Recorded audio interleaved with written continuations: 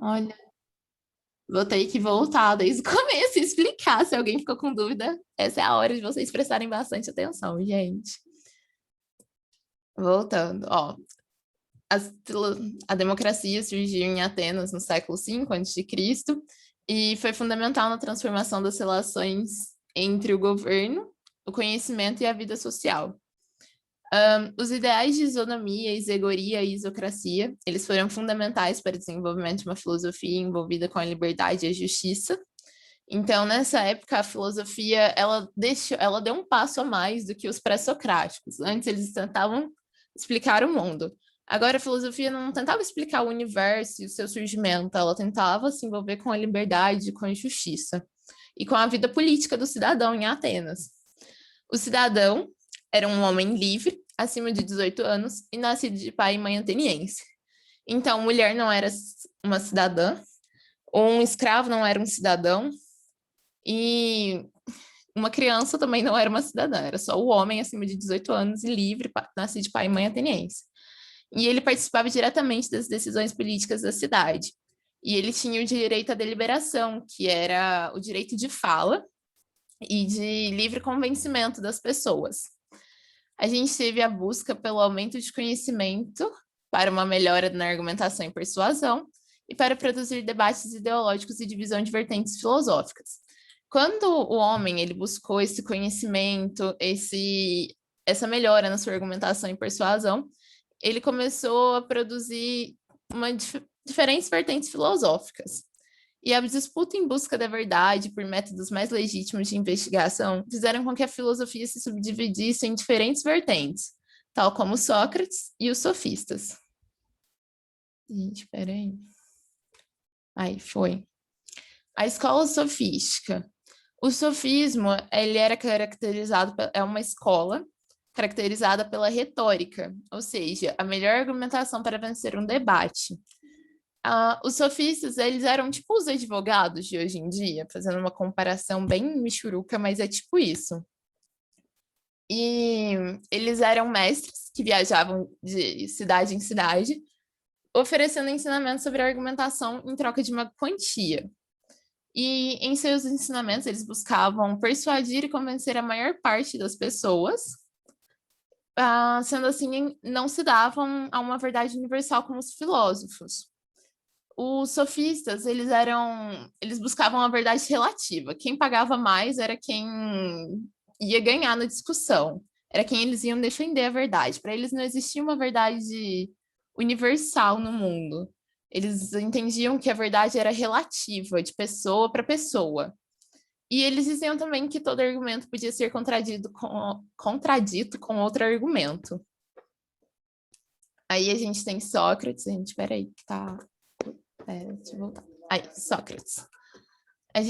Sócrates, ele foi o divisor de águas da filosofia, vamos dizer assim. Era ele quem Foi ele quem dividiu a filosofia, tanto que eu falei que tinha os pré-socráticos que a gente estudou, e agora a gente vem para Sócrates.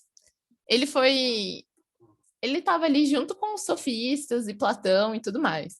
Mas é assim, Sócrates, ele foi no templo de Apolo de Delfos, e foi lá que ele recebeu a máxima da sua filosofia, que é: em ti está oculto o tesouro dos tesouros. Ó homem, conhece-te a ti mesmo e conhecerás os segredos dos deuses e do universo. Sabe aquela famosa frase que todo mundo atribui para Sócrates? Conhece-te a ti mesmo? É assim que ele parte é assim que ele dá um pontapé inicial para a filosofia dele. A sua filosofia era pautada no diálogo, que faria as pessoas refletirem e reavaliarem suas certezas e opiniões, a fim de buscarem um conhecimento a partir do autoconhecimento. Por isso, conhece-te a ti mesmo. E o Sócrates, ele criou um diálogo com questões sutis e imperceptíveis que levavam a pessoa a contemplar o que estava à sua volta. Ele falava que a contemplação é um método muito importante para a gente ter um conhecimento sobre o mundo. Aí tem a outra máxima também do Sócrates, que é só sei que nada sei, que era um meio dialético pelo qual Sócrates se utilizava para levar as pessoas a exporem seus preconceitos e conhecimentos, e após inúmeras perguntas, as pessoas se viam em uma situação de ignorância total, e dão ao filósofo o espaço do qual se vangloriavam no início do diálogo. Isso eu vou explicar melhor. Sócrates, ele partia da máxima do diálogo, igual eu falei antes. Dentro desse diálogo, Sócrates, ele se fazia como ignorante. Então, ele começava o diálogo falando que ele só sei que nada sei. Então, ele falava que ele não sabia. Ele era a parte ignorante do diálogo. E ele chegava fazendo perguntas, inúmeras perguntas para outras pessoas. E essas pessoas, no começo do diálogo, elas se sentiam maiores do que Sócrates, detentoras de todo o conhecimento, porque Sócrates falava que não sabia de nada e elas achavam que elas sabiam de tudo. Então, após várias perguntas, elas entendiam que elas não sabiam nada e passam esse espaço de conhecimento sobre as coisas para Sócrates. Esse momento que o intelector passa para Sócrates o poder se chama humilhação. E para Sócrates ele deu o nome de ironia. E a partir da ironia, que Sócrates deu esse nome, peraí, gente, deixa eu só admitir o pessoal aqui. A partir da ironia criada por Sócrates, ele dá à luz a maiêutica, que é o método que Sócrates tinha, definitivo, que após todo o diálogo, todas as perguntas e a humilhação, que é a parte da ironia, o interlocutor com Sócrates do diálogo, ele passa para a parte do autoconhecimento, que é a partir daí que ele vai ter o seu conhecimento e vai dar luz às próprias ideias. É isso que significa maiêutica, dar luz às próprias ideias. Aí de Sócrates a gente tem Platão. Platão ele foi um discípulo de Sócrates e consagrou a sistematização da filosofia socrática. A sua filosofia, ela trata de conceituar a distinção entre o mundo sensível das aparências e o mundo inteligível das essências, além de instaurar uma lógica dialética acerca do ser e do não ser. Gente, lembra quando a gente falou dos pré-socráticos na aula passada e que tinha Parmênides e Heráclito? Platão se inspira muito neles para criar sua filosofia, além de se inspirar, é claro, na vida de Sócrates, que foi o seu mestre. A morte de Sócrates influenciou na fundamentação filosófica de Platão, e o qual passou a investigar a paixão irracional, a ignorância, os preconceitos, a cólera, a imprudência, relacionando as injustiças no mundo. Para explicar melhor, é assim, Sócrates, ele tinha esse método, ele desafiava algumas perguntas de alguns considerados sábios em Atenas. E aí o povo achou melhor matar Sócrates, né? Porque senão o povo ia começar a revoltar lá contra os poderosos. Então Platão ele julgou que Sócrates foi morto injustamente. E por isso aqui ele tenta investigar a paixão irracional, a ignorância, que ligam às injustiças do mundo. Platão ele inspirou sua filosofia na síntese das ideias contraditórias dos filósofos pré-socráticos Heráclito e Parmênides, igual eu falei. Aí de Parmênides, ele concorda com a multiplicidade das aparências e a inconstância do mundo material.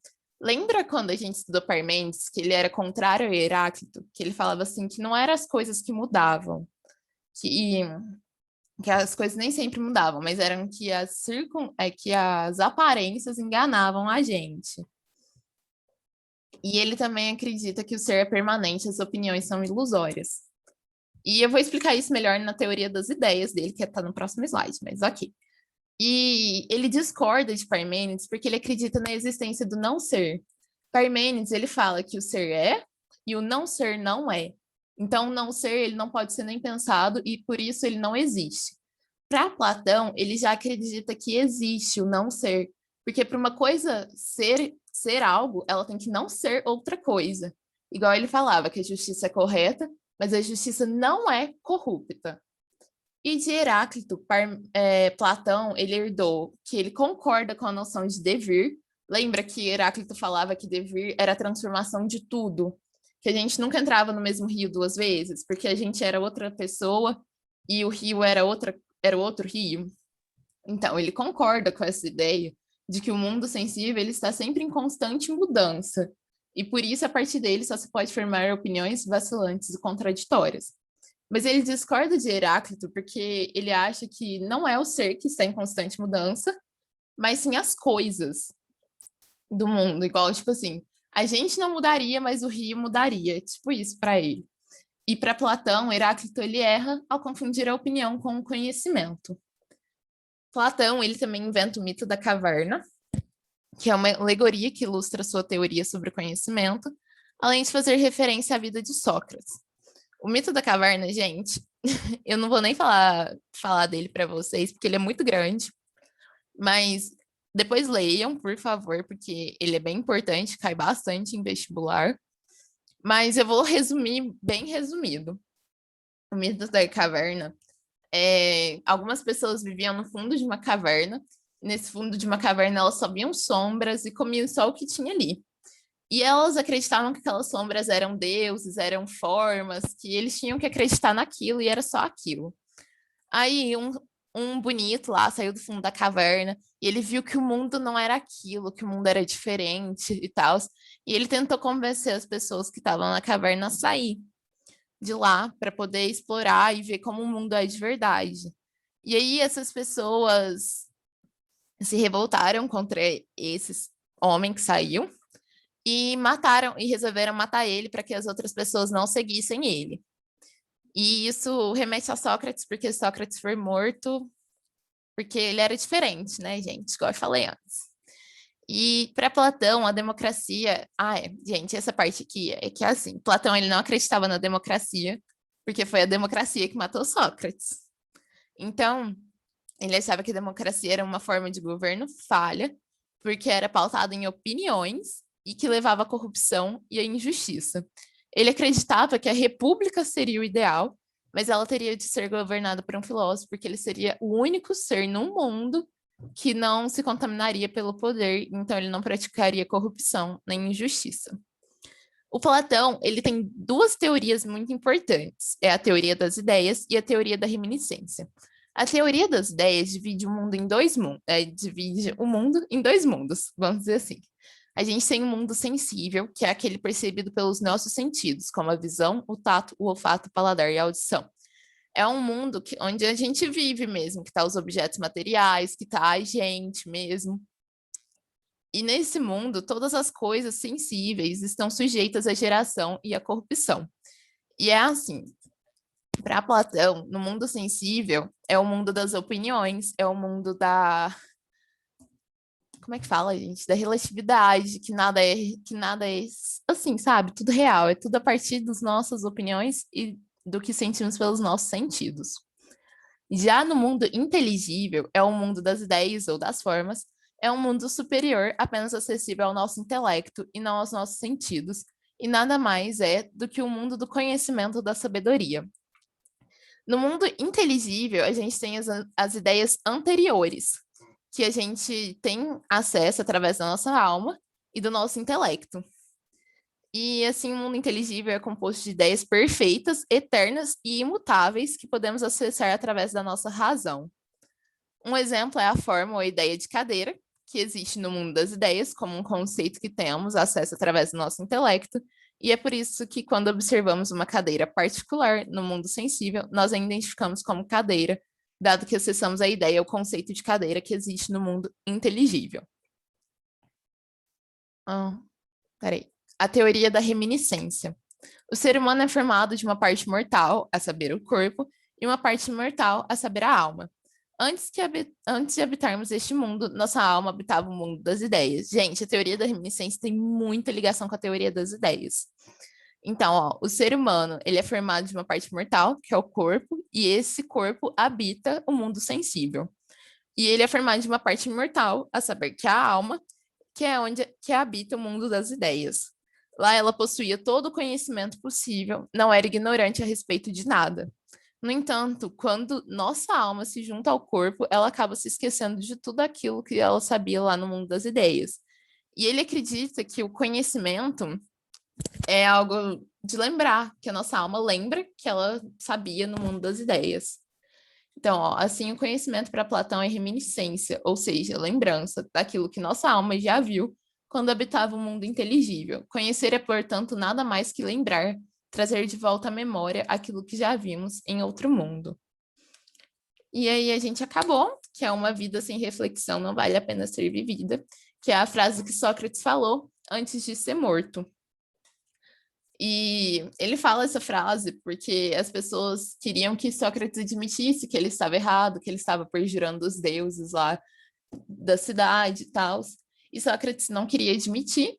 E ele fala essa frase para as pessoas que mataram ele, que é uma vida sem reflexão não vale a pena ser vivida. Gente, Sócrates não foi assassinado, tá? Ele foi obrigado a tomar veneno. Estou falando que mataram ele, mas é isso.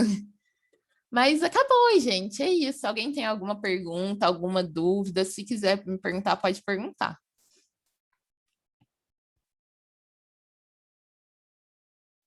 Gente, alguém? Eu acho que não. Sem dúvida. Vocês entenderam tudo, gente? Eu vou parar de gravar aqui e de streamar. Pera, deixa eu ver se eu parei de gravar. Ah, não, não paro.